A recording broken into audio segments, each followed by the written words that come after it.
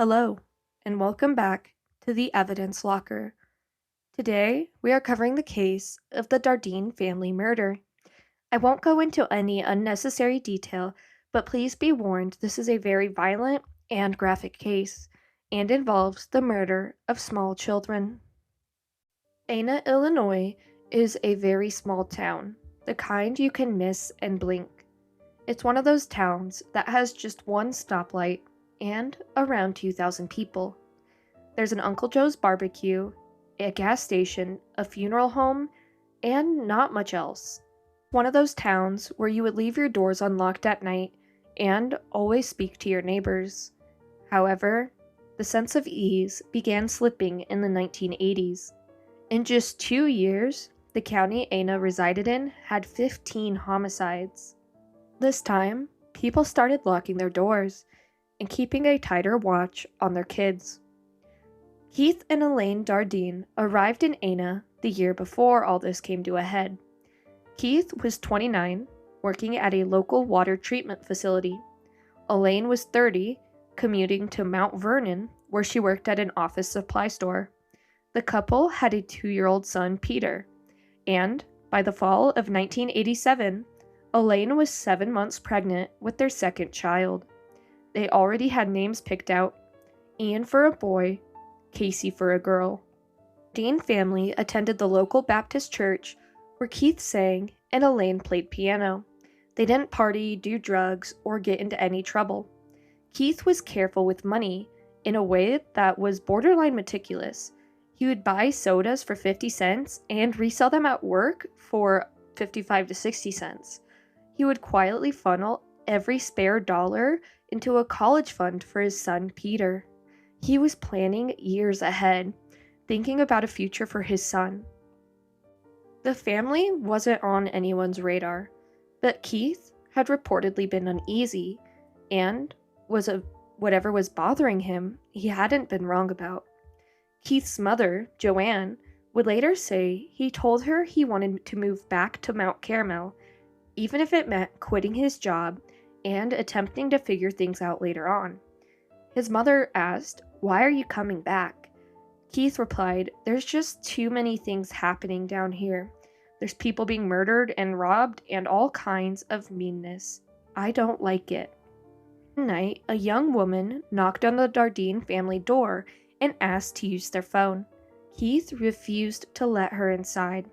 He didn't think she was dangerous, but he didn't feel safe opening the door to anyone at all. That was how tightly wound things were. And for a churchgoer like Keith, that was no way to live. By late 1987, the Dardeens put their home up for sale. They were actively planning to leave the town, to start over somewhere that felt safer for their family. Sadly, they never got the chance. On the morning of November 18th, Keith didn't show up for his shift at the water treatment plant. That alone raised concern. Keith didn't miss work, not without a reason. He would always let people know if he couldn't come. His supervisor attempted reaching him throughout the day, calling the house again and again, but no one ever picked up. As the hours ticked by, concern turned into something more.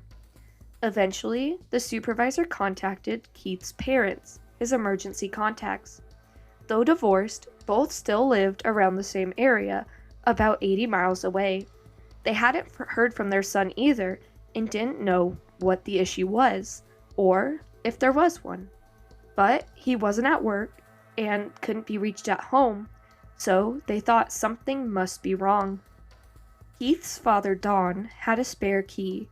He drove down to Enna to meet deputies from the sheriff's office there and let them into the family home. And inside, they found the Dardeen family. Elaine, Peter, and a newborn baby girl were all in the same bed. They were dead. The Dardeen family was brutally murdered. Elaine and 2-year-old Peter were bound and severely beaten to death. Elaine, 7 months pregnant, prematurely gave birth during the beating to a little girl. She was born alive and then beaten to death shortly after. Bodies had been deliberately laid in the bed close together, as if they were cuddling, and then covered by a blanket to make them look peaceful. The trailer, or house they lived in, was clean. There were no signs of a struggle, no broken locks, no forced entry. The back door was open, but it didn't look like anything was missing. There were valuables still in the home. A VCR, a camera, cash and jewelry remained where they were, out in the open. It wasn't a burglary. Whatever happened, it was targeted. And, to top it all off, Keith was gone. His car, a red 1981 Plymouth, was missing too. And, given what deputies knew at the time, the first theory was the husband did it. Keith went mental for whatever reason, murdered his family, and left. A manhunt began right away. Armed officers went to his parents' house, expecting to find him hiding, but Joanne was adamant it wasn't the case. She told them her son loved his family and would never hurt them. But the police didn't believe her. Most mothers don't think their sons are going to be killers. And facts were adding up to Keith being the killer. Keith's family was dead, tucked into bed nicely, as if the killer felt remorse and guilt, as if he actually loved them. And there were no other clear motives as to why anyone would do this, aside from Keith. However, that theory completely collapsed the next day. Hunters found Keith's body in a field about a mile away from his home.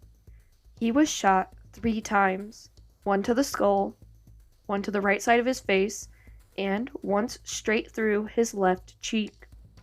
His body was also mutilated, right below his waist. Keith hadn't killed his family and run away. He was executed. The whole family was executed in a very violent manner. Later that day, Keith's missing car was found.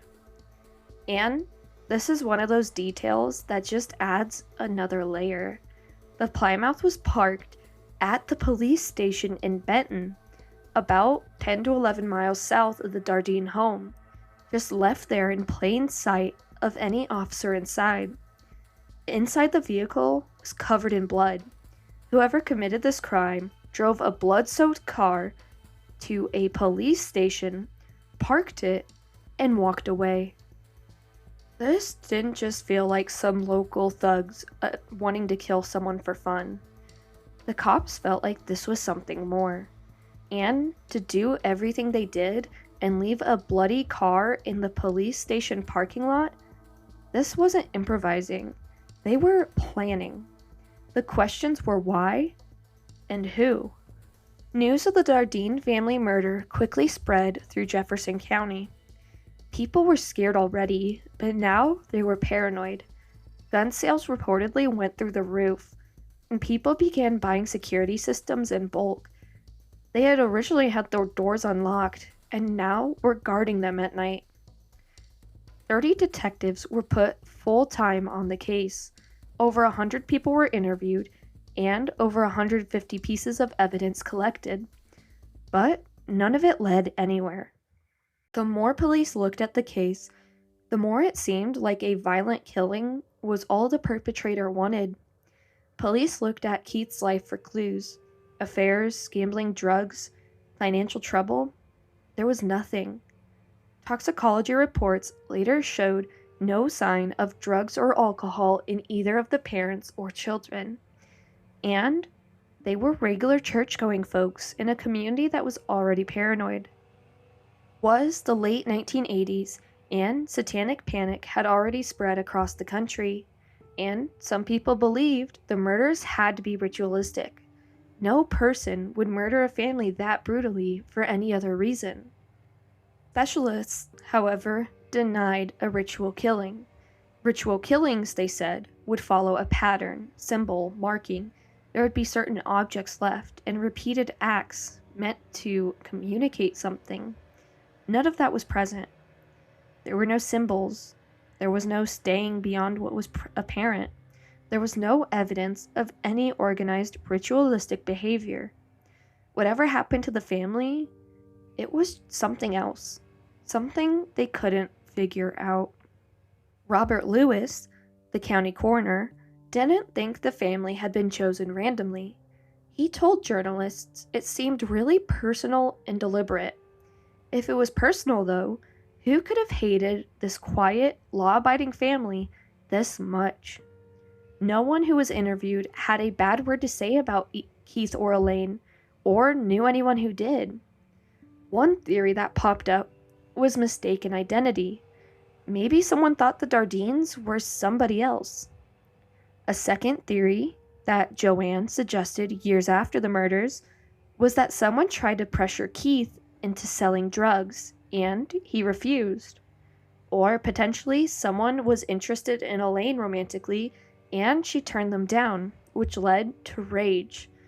But once again, these are all just guesses. There is no evidence to support any of the theories. It's also the strange fact that Keith's body was found in a second location. Why would someone force him to drive to the wheat field at gunpoint? Was he killed first, or did he have to watch his family die in front of him? They made Keith witness what happened, most likely, because duct tape was removed, and Keith was taken about a mile away and believed to be shot execution style. The coroner timeline says all 4 victims died within about an hour of one another, but the logistics of moving between 2 crime scenes that quickly raises questions. Whoever killed them took their time at the home. They beat 3 people to death and cleaned up the scene and arranged the bodies on the bed. This isn't something someone did in a panic or acting in a frenzy. So, maybe there was more than one person involved. While the house was being worked on, maybe someone abducted Keith and killed him in the field. Once again, that doesn't make a lot of sense either, because what's the motive behind it? Adding extra people just means there's more likely a chance of confession. The FBI sent profilers to look at the case, and even they admitted it didn't fit any normal patterns. All the evidence pointed in different directions, and all the theories fell apart when you started asking questions. For years, the case was cold. But Joanne Dardeen wouldn't let people forget her son, his wife, and her grandkids. She would call the detectives all the time, offering tips she'd heard around town, or just asking for updates. She got signatures on a petition trying to get the Oprah Winfrey Show to tell the story, but the producer said no. The crime is just too brutal for daytime TV. America's Most Wanted eventually did cover the story in 1998, but didn't generate any new leads. In 1999, police briefly looked into the serial killer Angel Madarino Resendez. He traveled around the country, hitching rides on freight trains and picking victims near railroad tracks, often beating them to death. The Dardeen home was near the railroad tracks, and the method seemed to fit. But they could never connect him to the crime with any evidence. And just when everything seemed lost, there came a killer named Tommy Lynn Sells. On December 31st, 1999, in Texas, Sells was arrested after attacking 2 young girls near Del Rio. A 13-year-old, Kane Harris, was killed, and 10-year-old Crystal Searles survived, and it was her account that helped police identify the man responsible as Sells. Sells was eventually convicted and sentenced to death. Once he was locked in prison, with nothing else to lose, he started talking. He started talking a lot. Sells revealed that he got a thrill from killing people. He claimed responsibility for dozens upon dozens of murders committed while drifting across the country. He put the number as high as 70.